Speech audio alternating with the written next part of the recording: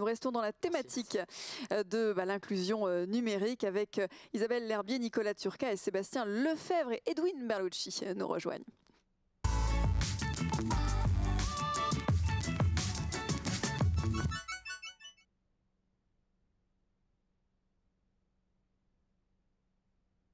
Démarrer ensemble contribue au développement et à la cohésion des territoires et un nouveau format étape numérique dont vous allez nous parler de ce projet étape numérique. Isabelle L'Herbier, et comment ça s'inclut dans l'inclusion numérique pour le groupe La Poste?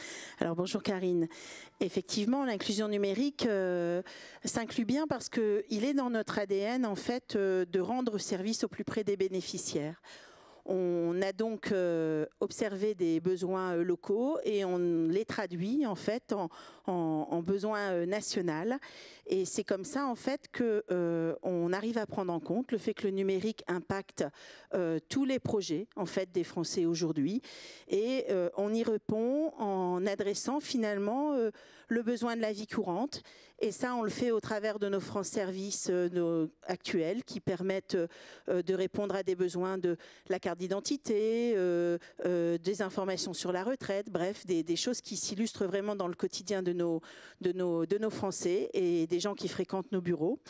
On y répond aussi en prenant en compte le besoin d'adaptation, puisqu'on a des clientèles aujourd'hui qui ont du mal à se servir de leur téléphone portable ou de leur application La Banque Postale pour gérer leurs comptes. Et donc, on a aujourd'hui 500 bureaux de poste qui font évidemment des actions d'inclusion numérique et qui répondent à ce besoin. Et puis, on répond aussi au besoin d'opportunité qui est que dans le monde d'aujourd'hui, on a des enfants qui vivent loin, on a besoin de communiquer sur les réseaux sociaux. Et donc, là encore, on met en place des lieux qui permettent d'assurer des formations collectives. Et notamment, on est en train de mettre en place un lieu par département, étape numérique, qui pourra répondre à ce besoin. Voilà, c'est vous qui êtes particulièrement mobilisée sur ce projet en tant que directrice du développement et de la transformation des partenariats, j'ai oublié de le préciser, à la branche grand public et numérique. Et alors justement, sur l'étape numérique en particulier, vous en êtes où ? Alors, sur l'étape numérique, on a fait sortir de terre avec la Banque des Territoires, grâce à une collaboration renforcée, des premiers lieux en test, et notamment à Agen, dans le bureau de poste d'Agen-Bloom, des lieux où on crée un effet waouh, où on illustre en fait toute l'évolution numérique au cœur de notre société et où on permet aux populations de trouver une réponse à chacun des besoins que l'on a exprimés juste avant.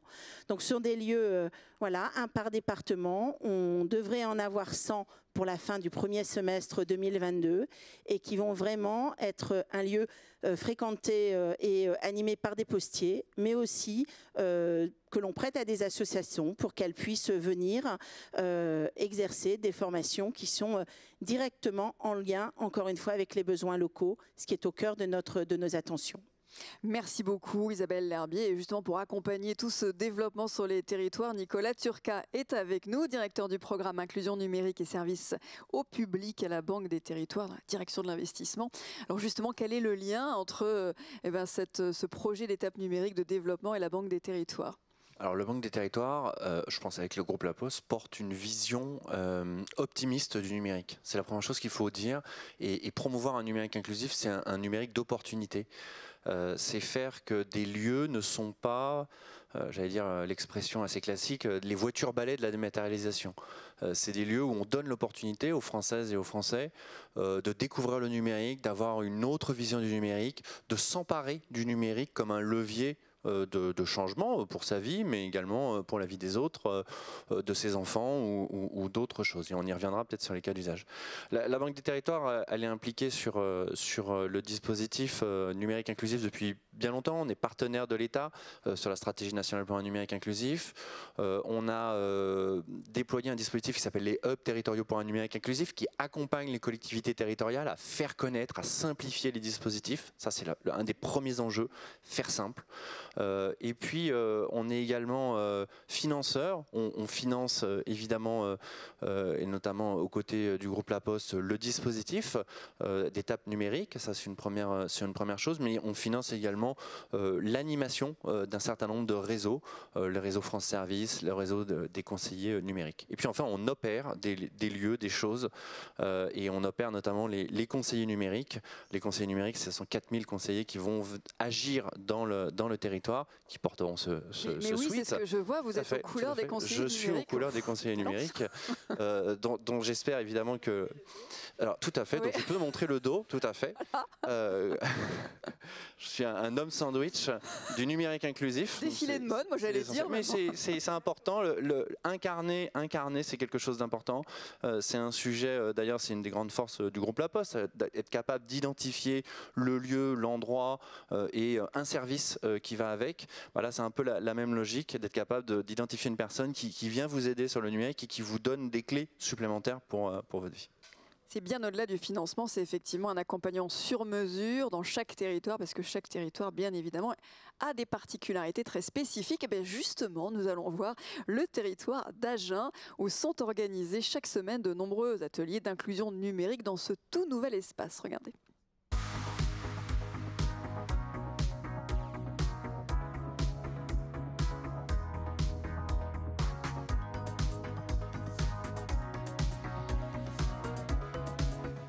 Un des axes, même la priorité de la Caisse des dépôts, c'est de lutter contre les inégalités sociales, de lutter contre les fractures territoriales.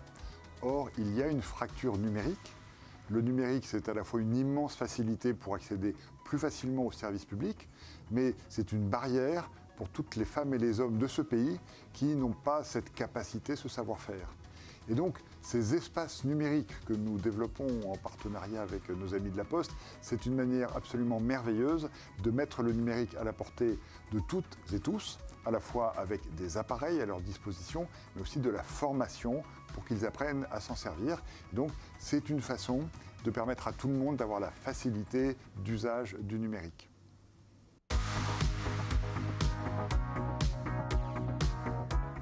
L'étape numérique d'Agen, c'est une preuve.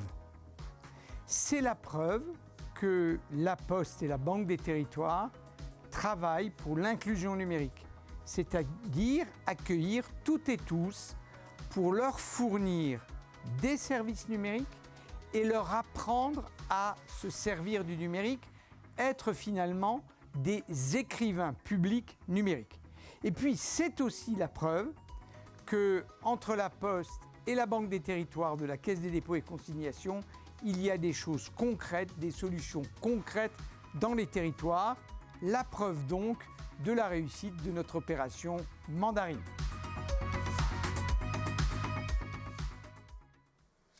Et voilà un changement de plateau. Isabelle L'Herbier et Nicolas Turcat ont laissé la place à Edwin Berlucci, directeur de l'UNA 47, de Lot-et-Garonne, et Sébastien Lefebvre, chef de projet attractivité et transformation à la direction régionale Gironde et Garonne. Donc là, pour illustrer ce partenariat que vous avez découvert dans cette vidéo.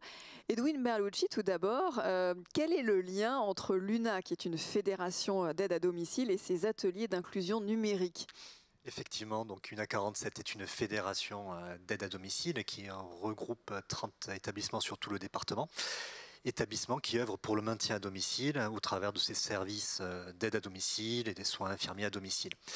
Et donc l'outil informatique nous est apparu comme une opportunité, ou en tout cas il contribue à ce maintien à domicile. Pourquoi ? Puisqu'il permet de communiquer, il permet de réaliser des démarches et donc de lutter contre la fracture numérique de nos seniors et des personnes en situation de handicap.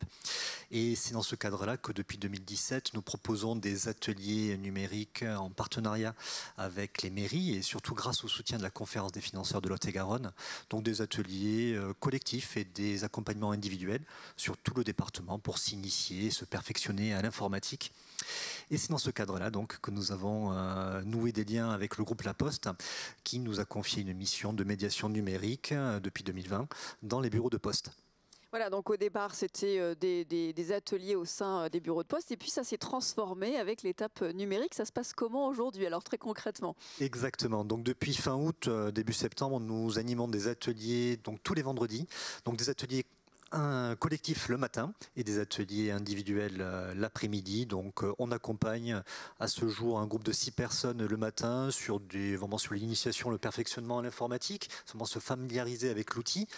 Et l'après-midi, plus cet accompagnement individuel qui nous permet de permettre aux personnes de, par exemple, créer son adresse mail, pouvoir mener ses démarches administratives, pouvoir aussi mener des démarches de recherche d'emploi, puisque nos ateliers sont accessibles à toute la population, notamment aux demandeurs d'emploi.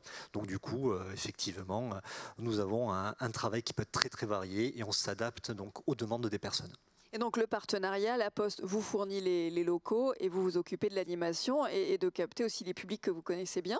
Exactement, donc nous avons 4 animateurs sur l'ensemble du département qui proposent cet accompagnement individuel et La Poste nous met gracieusement à disposition une salle très très bien équipée et qui nous permet vraiment de travailler dans d'excellentes conditions. Le modèle numérique, est-ce qu'on peut en parler avec cette augmentation des passes numériques? Comment vous vous équilibrez? Tout à fait, donc nous sommes labellisés Aptic, donc dès qu'il y a eu cette possibilité de mettre en avant ces chèques numériques, nous avons fait cette démarche au sein du département et effectivement il y a une montée progressive en puissance et vraiment le soutien aussi des institutionnels dans cette démarche, ce qui permet aussi à la population de pouvoir bénéficier de ces chèques et donc du coup de pouvoir également nous rémunérer au travers de ces chèques, puisque bien entendu nous sommes une structure privée à but non lucratif, néanmoins nous avons des animateurs et voilà. Et la cible peut s'élargir, pas seulement les seniors. Exactement, donc au niveau de la cible, nous accompagnons historiquement par rapport à notre cœur de métier les seniors, mais nous accompagnons des demandeurs d'emploi. Nous avons des projets qui, je pense, qui seront présentés après, mais des projets avec des plus jeunes, à savoir là aussi sur découvrir Internet, les dangers d'Internet et également peut-être d'une manière plus ludique, utiliser l'outil informatique pour des activités plus artistiques. Voilà, et faire tout à l'heure, comme Nicolas Turca le disait, c'est pas la voiture balai, mais c'est vraiment des lieux de dynamisme, de création, voilà, avec plein d'énergie. Sébastien Lefebvre, chef de projet, donc attractivité et transformation, vous êtes à la direction régionale Gironde et Gironde et Garonne, ça c'était, voilà, Luna donc occupe les locaux le vendredi, ça a été dit, il reste tous les autres jours de la semaine. Que se passe-t-il alors dans cette étape numérique? Il se passe plein de choses et l'idée c'est qu'il se passe des choses tous les jours dans l'étape numérique d'Agen Bloom.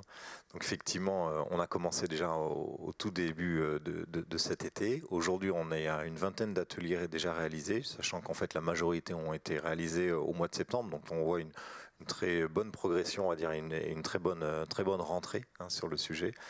Et en complément de Luna, il y a déjà 2 autres associations qui œuvrent et qui donnent des ateliers, plus la ville d'Agen, qui fait des accompagnements pour tout citoyen qui souhaite utiliser le site de la ville pour faire des démarches administratives en ligne et utiliser aussi leur application citoyenne.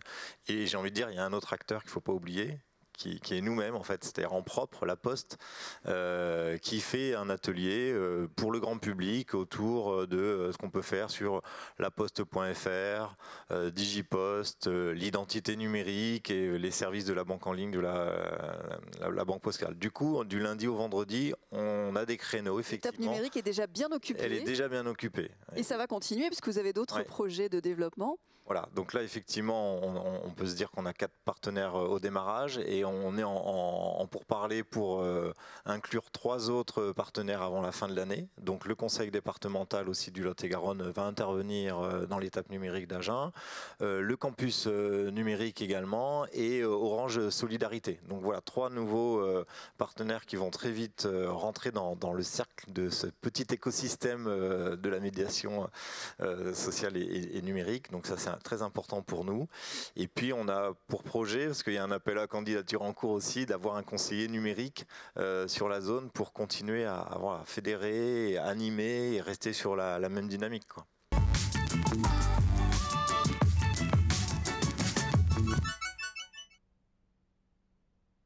Repartent avec leurs propriétaires.